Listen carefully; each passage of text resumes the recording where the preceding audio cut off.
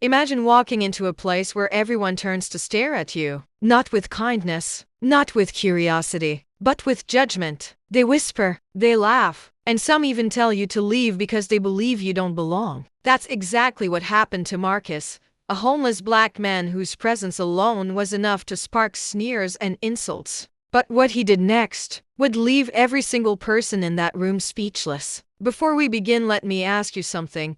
Have you ever been judged just by how you looked? Just by your clothes, your skin, your situation? If so, you'll understand Marcus's pain. And if you're new here, welcome to Skin Deep Stories, where we share real, emotional, and life-changing stories that challenge the way we see the world. Subscribe now, so you never miss one of these powerful moments.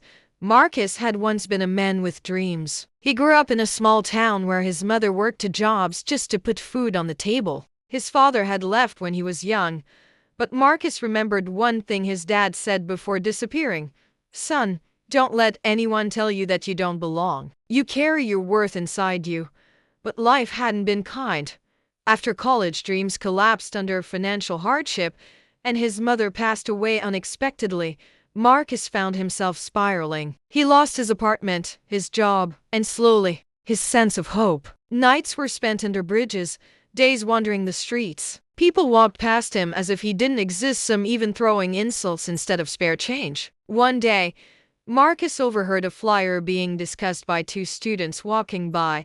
"Community Open Mic Night, a chance to share your voice, your talent, your truth." He clutched that thought like a lifeline. For years, Marcus had written poetry in the margins of old newspapers and scrap paper he collected. Words were his escape, his secret treasure. That night, with his clothes ragged and his hair unkempt, Marcus walked into the brightly lit community hall. The moment he entered, silence fell. Heads turned. A group near the doors snickered. "Is he lost?" One man whispered loudly.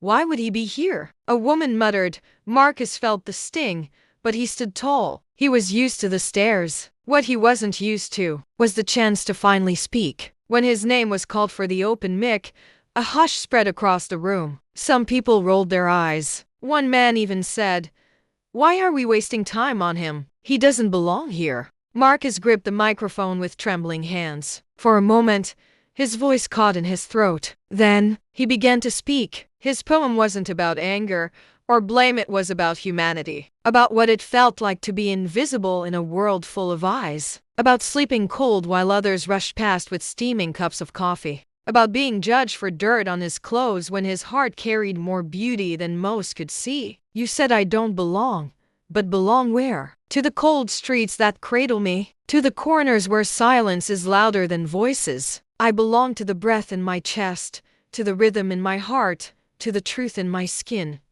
You cannot deny me, because I am already here." By the time he finished, the entire room was silent. Not with judgment this time, but with awe. A single clap broke out, then another, until the hall thundered with a standing ovation. Some wiped away tears. Others hung their heads in shame, realizing they had dismissed a man without ever knowing his story. For Marcus, it wasn't just applause, it was belonging. After the performance, a well-dressed man in the crowd slowly walked toward Marcus. He had been silent the entire evening, watching closely. With a heavy voice, he said, "Marcus, I know you." The crowd looked around, confused. Marcus froze.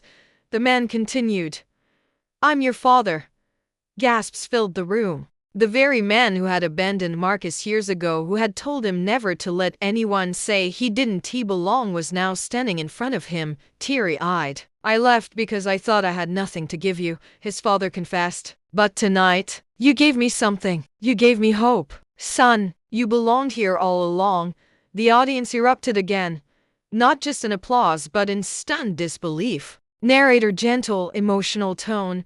They said Marcus didn't belong, but not only did he prove them wrong, he proved to himself, and even to the father who left him, that belonging isn't something others give you. It's something you claim for yourself. Now, I want to ask you, if you had been in that audience, would you have judged him or would you have listened? Drop your thoughts in the comments below. And don't forget to subscribe to Skin Deep Stories for more powerful stories like this one, stories that remind us never to judge a book by its cover. Because sometimes, the people we dismiss are the ones who have the most to teach us.